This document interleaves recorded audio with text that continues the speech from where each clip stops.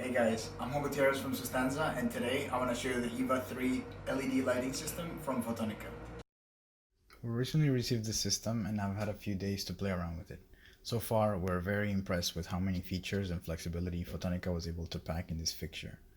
The Fotonica EVA 3 is a low-profile, Wi-Fi connected, variable spectrum grow light. This LED grow light is 35.4 by 43.3 by 3.2 inches and weighs 54 pounds.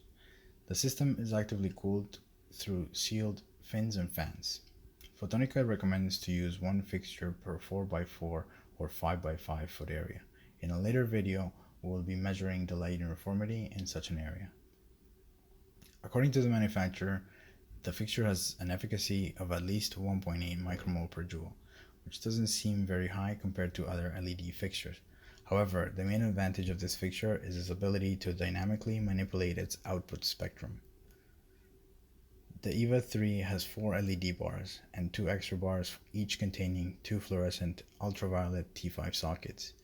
It also comes with 2 5-megapixel multispectral cameras, which can be used to take photos of your grow and potentially as an early detection tool for plant pathogen infections, nutrient deficiencies, and irrigation requirements. The fixture is plug and play right out of the box. All you need to do is to connect the 10-foot power cord and switch it on by pressing the button on the back of the fixture, which will turn on the light on the utility mode, a low intensity white spectrum setting. To access the software and control the fixture, simply type in the serial number on your internet browser while connected to Wi-Fi and log in with the provided password. The serial number and password can be found on a sticker on the back of the fixture. After you do this, you will be able to access the main dashboard that controls the EVA 3. The fixture features 11 individual wavelength bands that can be individually controlled. The intensity of each band can be set in the range of 0 to 100%, enabling growers to achieve tons of different spectrum configurations to meet the plant's needs. There are 4 photosynthetic peak wavelengths, 2 reds and 2 blues. Far blue at 430 nanometers, near blue at 450 nanometers, near red at 630 nanometers, and deep red at 660 nanometers. Also, there are 6 metabolic signaling ranges, a 410 nanometer violet, 520 nanometer green, 730 nanometer far red, 850 nanometer infrared, 385 nanometer UVA, as well as a UVB range when using the additional T5 bulbs. On top of that, there is a number of white diodes that serve as fillers to cover all other wavelength bands. The fixture comes preloaded with a number of lighting settings or palettes as they're called here. These are said to have been optimized for the cultivation of cannabis. These settings include 2 for vegetative growth, 1 for the transition between veg and flowering, and 3 flowering settings. For each setting, you can set the start time and duration to create a custom lighting strategy for the course of the day, for example. Let's go ahead and stop the current white palette and pick the veg low palette.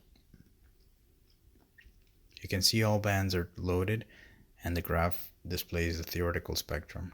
On the side here, it also shows the estimated PPFD output. We're going to try the palette called Flower Full. This preset is heavy on the red spectrum with some blue, white, far red, and UVA. Now let's try the full power palette.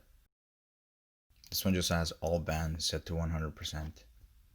You can also set each band at a different percentage to create a custom palette or setting. Let's see what we can get here. You can see that when you change each band, you get a visual of what the spectrum curve will look like.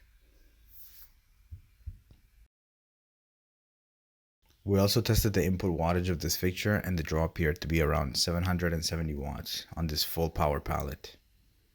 According to the manufacturer, the wattage can range from 10 watts to 900 watts depending on the palette selected. Unfortunately, the T5 UVB bulbs are on their way to us right now, so we weren't able to test this feature at this time.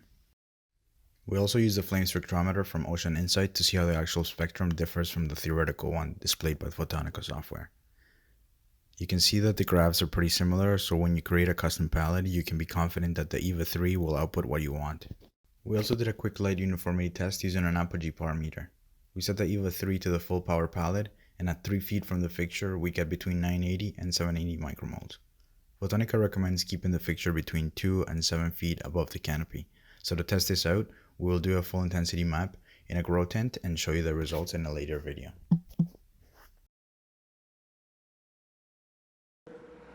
Thanks for watching. We hope to see you guys soon to show you how our 9-pound hammer clones perform under the Fotonica lighting system.